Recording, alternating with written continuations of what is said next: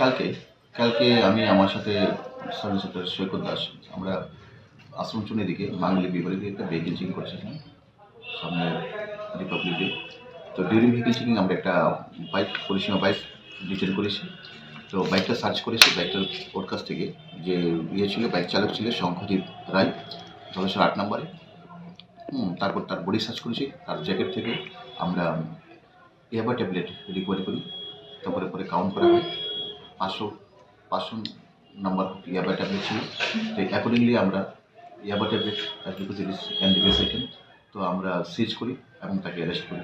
তারপর তাকে অ্যারেস্ট করার পর আমরা তাকে নিয়ে তার বাড়িতে যাই।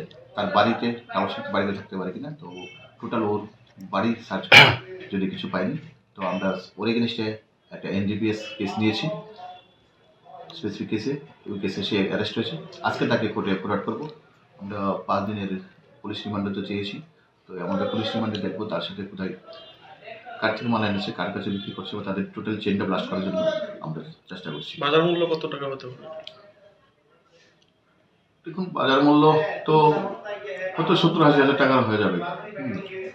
5 মিলিয়ন নম্বর এই ইন্টারমিডিয়েট কোয়ান্টিটি। কি মানে ব্যস্ত নাকি? হ্যাঁ, বেচার জন্য। কোন জায়গাতে আটক করলেন?